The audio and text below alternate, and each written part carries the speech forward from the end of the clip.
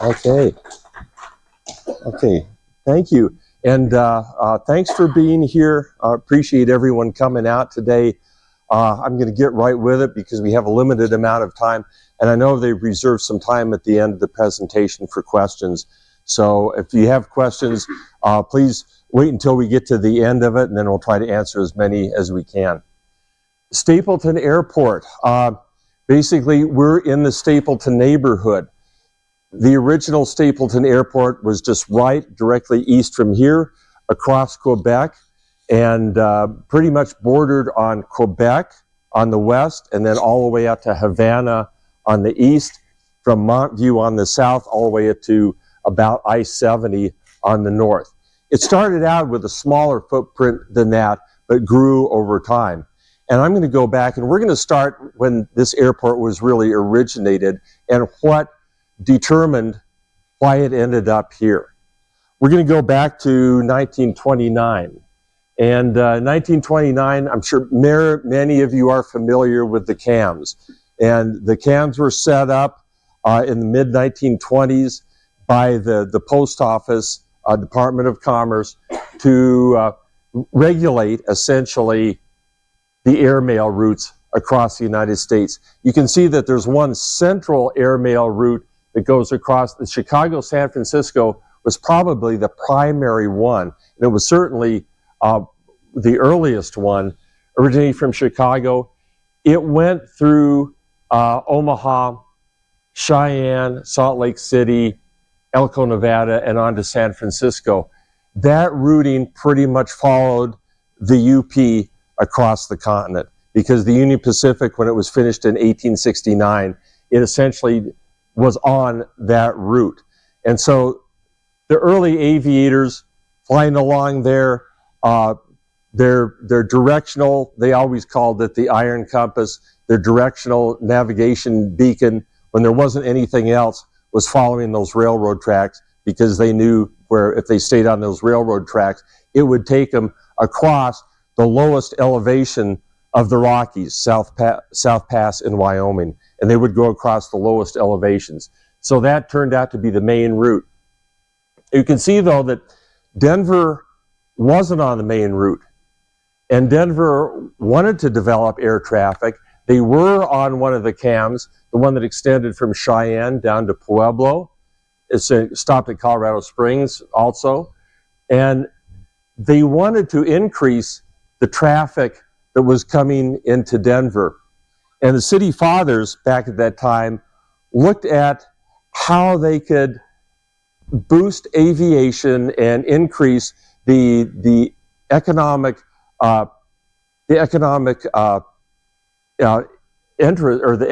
interest around building a new airport. So you see this map that came from the Denver Post back in about 1929. It showed where the different places they were considering to build that airport. And if I get my little thing to work here, does it work? Oh, yes, it does work. Okay, Sand Creek site. This is essentially where the airport ended up being, where Denver Municipal ended up being.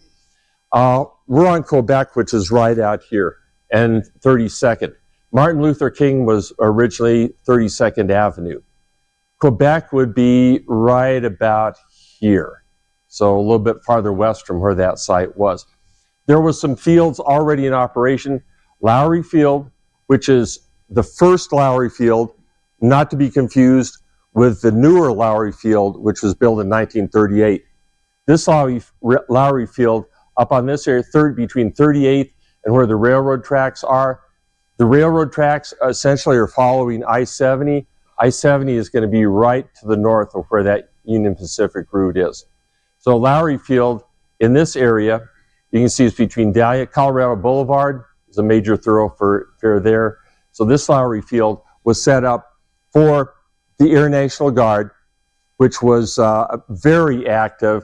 The 120th Observation Squadron, the National Guard, was quite active in Colorado. A lot of our pioneer airmen that came from World War I and from barnstorming ended up being part of that National Guard unit, and then later went on to being very significant contributors to the development of aviation in this state. So Lowry Field was already in existence. There was already another field, it doesn't show it on this map, but right down here on the other side of 26, there was a field that was developed by the Humphreys. The Humphreys brothers, again, who were prominent in Colorado. Their father was the big oil man, and the Humphreys brothers were one of them was a World War I veteran, and they built the first commercial airport in the Denver area, which was, whoops, I went too far, which was right down here off of 26. So they determined that the Sand Creek site would be the one that they wanted to build on. There was no building around this area at the time. In 1929, the residential areas of Denver were pretty much south of 26th Avenue. So there really wasn't much anything here. The criticism of this site was that it's too far away from the city center. The streetcar lines don't go out there. The roads don't go out there. You're building the airport too far away. Well, they were thinking, you guys have all heard this before, right? This is an old story. Well, the city fathers who were in charge at that time, it would have been Mayor Ben Stapleton and Charles Vail, who was the city manager, thought that, no, we want to have this site farther out there because we're thinking that this is going to expand. It's going to become a bigger operation than what people think it might be at the present. They were looking towards the future, and they were thinking someday Denver would become an airline hub. So they wanted to have it out here where they could expand, they could build more runways, build more facilities, more hangars, etc. Well, they started out pretty small. This is what it looked like on opening day, October of 1929. There was one hangar, there was a terminal building, the terminal and operations building, and there was a firehouse built out there as well. That's what they had at the time, at a cost of $430,000. In 1929, money, that was a lot. That was a lot for the city to spend. And the city, and Vail and Stapleton were widely criticized. The political enemies of those two used this to really detract from their political opponents, because they were said, well, the city is just wasting all this money. You know, why are you building this airport? It's just, you know, it's a waste of the money when they could be putting it into other uses. So this is what they had, the opening celebration. This shows the cars lined up for the opening celebration. Now, it was popular. They attracted a lot of people to that opening celebration from the 17th to the 20th. And they made it a big event on purpose, of course, to get people to come out and see what a great facility that they've constructed out here, out way east of the city of Denver. The celebration of October 17th to the 20th, with lots of promotions, and it attracted a lot of crowds. Something you might want to notice, and I know the younger people, for the younger people in here, October of 1929 is significant for another thing, another event that took place at that time. On October 23rd, the stock market started to plummet, and it plummeted, and that didn't stop for the next 2 years. The United States went into a severe economic depression in October of 1929.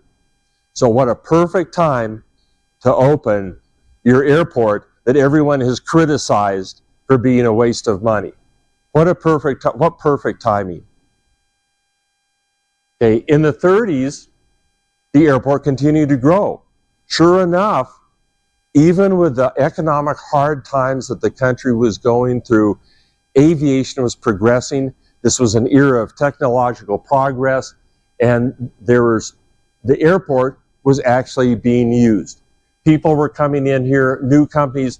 You see, Western Air Express, one of the pioneer airlines in the United States, which eventually became Western Airlines. Mid-Continent Express, which is gone, that was dissolved. It was merged into Western Air Express. U.S. Airways, which was one of the, not the later U.S. Airways, but the earlier version of it, which went defunct. And as you can see on this slide, the revenue was good. $25,000 was made in operations for the landing fees, for the taxes, and everything else that was collected by the city at that time. So the return was, better than they thought it would be at that time. Continued to grow in the 30s. The Colorado Air National Guard, which was at Lowry Field, moved out of that, and they built a hangar at Stapleton because they liked the progress that was being done. In 1937, there were 3 hangars, and they were paving the runways. The Colorado Air Guard was operating out a facility that didn't have paved runways at that time, so they thought Stapleton would be an upgrade to come to this facility. A control tower and radio navigation aids were put in by 38. And this was, again, a significant era in development of transportation, because this time you have one of the most famous aircraft that was built that saved the airlines from bankruptcy in the Great Depression, and that was the DC-3 that was built. Jack Fry and Donald Douglas got together to put this aircraft together to actually try to make a profit for the airlines, which it did. It was enormously successful.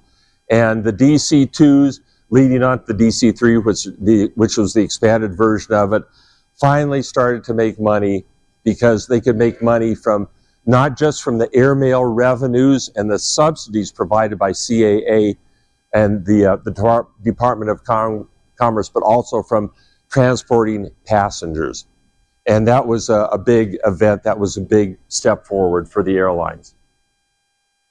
Okay, in the 1930s, new links came into transcontinental routes. Continental Airlines that started operations here on the Denver to El Paso run. Continental was very much a small regional airline at that time, running from Denver to El Paso, and then into points into New Mexico and Texas. United Airlines, which was transcontinental, came in and they started a segment from Denver to Cheyenne.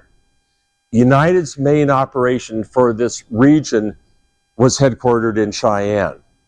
But as time went by, they moved more of their operation to Denver. As you can see on the old timetable there, they had the link between Denver and Cheyenne. But by 37, when they were flying the DC-3s and replacing the 247s, they could fly routes from Denver directly to Omaha and then directly to Salt Lake City, and then link east and link west. So that was a milestone to have United come in and then be expanding their route system to provide better connections for transcontinental travelers.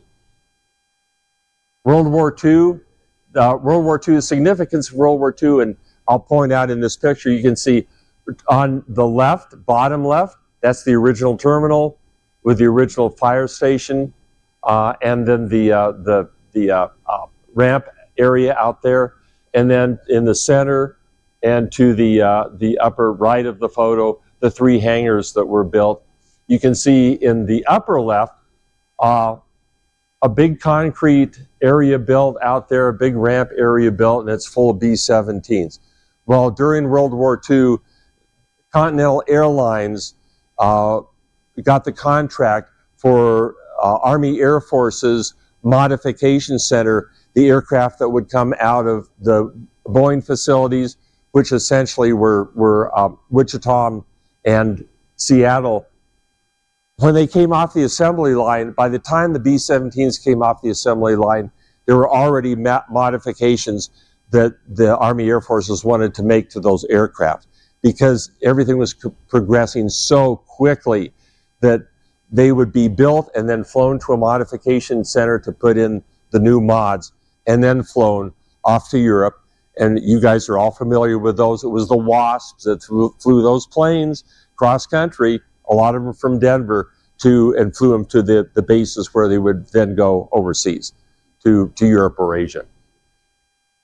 And then what else do we have? Oh, the name changed. The name was changed to Stapleton Airfield to honor Ben Stapleton in 1942. In 1944, prior to that time, it was Denver Municipal Airport. Okay, post-war progress. The airport expanded, but it was slow taking off. Right after the war, they expected a gigantic increase in aviation activity. It took a few years after World War II ended. The country went through a period of inflation. Things had to settle down from the war because it was so disruptive, all the everything that went on in World War II. But by the late 1940s, the the airline industry was beginning to take off. Part of the reason for that was because they were bringing in new aircraft. The DC-3s, of course, were still in operation by many of the airlines, but the bigger airlines, the trunk lines that went either transcontinental or partially transcontinental, are starting to use DC-4s and DC-6s. So the airlines were able to use bigger aircraft with longer range, which enabled more nonstop flights, which was good for the airline business because that's what the travelers wanted. The travelers were eager to be on nonstop flights. If you could go from Denver to Omaha nonstop, rather than making the stops in North Platte, Grand Island, and Lincoln, that was a better way to do it. Or if you go to Salt Lake City in one jump, rather than going to Cheyenne, Laramie, Rock Springs, and then Ogden, and then into Salt Lake City. So the advent of greater nonstop routes certainly was a boost for the airline industry. They were getting more passengers. What I can point out in this photo here, you might want to see is new passenger terminal. Get the right one here. Right here. That was called the South Wing. Here's the original terminal building. It was outgrown by the late 40s, and I believe this is 1949 when they put this wing in to increase the terminal space, make it more comfortable for passengers.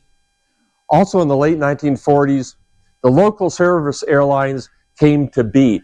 The CAA wanted airlines to serve outlying communities and link those communities with the trunk airlines on the trunk routes.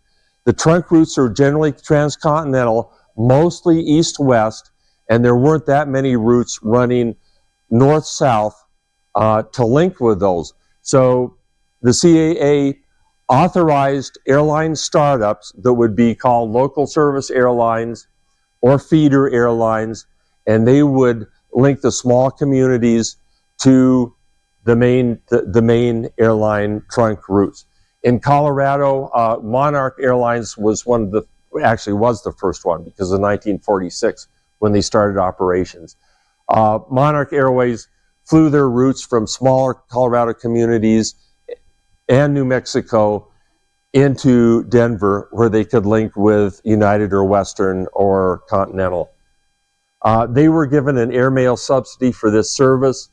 Most of them bought war surplus C-47s and converted those to passenger configuration, so they were converted to DC-3s, back to DC-3 configuration.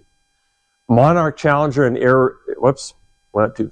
Monarch Challenger and Arizona Airways merged in 1950 to become Frontier. Their headquarters was in Denver.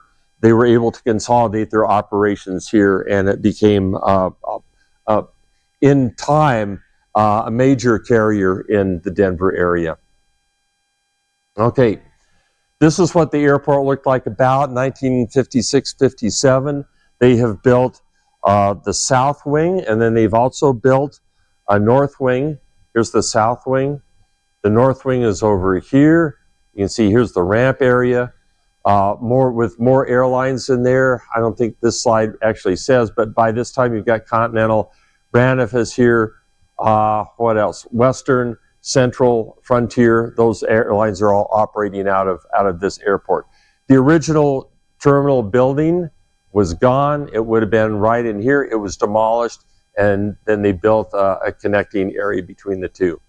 What else do we have? A new control tower. In 1953, they built a 6-story control tower, which is south of where this picture was taken. The east-west runway was expanded. Radar came in, which helped with all-weather operations. And by 1955, you have an airport that was servicing over 1 million people a year. Gigantic growth in Denver. So by this time, it had far surpassed Cheyenne in terms of its airline operations. This is a view of the airport in 1958. Some of the things I could point out here is we've got 2 new hangars. United built a hangar, big hangar here. Here, that's United, but United also has a hangar here. Continental has a hangar here. This is a United Airlines operations building. Their building was built right adjacent to the airport, right adjacent to the terminal building, in fact. This is the 1953 tower that was the 6-story control tower. As you can see, there's more long-range aircraft. DC-6s are being used at this time. You've got, this is Combs Aviation. The airport was still general aviation as well as commercial aviation. So general aviation had this entire area over here. You can see this whole entire ramp area for tie downs for general aviation aircraft. This is Combs. This is Clinton Aviation over here. And as you can see right across, Quebec is right about here. And actually, there's really west of Quebec, there really isn't much being developed yet. Still, the residential areas aren't there yet. Okay, the jet age arrives. First jet flight in 1959, Continental Airlines was a 747. And this was another milestone, like the advent of the DC-3. Jet aircraft coming into Denver really boosted airline traffic. It was much more convenient for people, and the schedules were better because of the speed of jet aircraft. The ride was better because you could fly at altitudes above the weather most of the time, and jet aircraft were just a smoother ride and didn't have the vibrations of piston reciprocal engine aircraft. Okay, the jet age again, the new control tower. Now, if you go out to the reception that they're going to have this afternoon, here it is. That's the new tower. This part of the building is still left. This is all gone because this was the 2 wings of the terminal. That's all been demolished. At this time, when this photo was taken, they're building the B concourse, the C concourse. Eventually, they build an A concourse over here. So that's the terminal or the tower. Everything else around there is gone, but at least you'll see this part of the building and this part of the building. And these temporary buildings were plywood. This was United Airlines operations. So this is where my dad worked out here, and we would come out to visit, park in the employee parking lot, and then he was working out there until they tore this building down and finished the B concourse. The airport had expanded. It was served by more airlines at that time, and actually the footprint grew into a much larger area. Phase 2, this was the main terminal building that was constructed. The other ones were pretty much, there was a little bit left of that south wing right over here.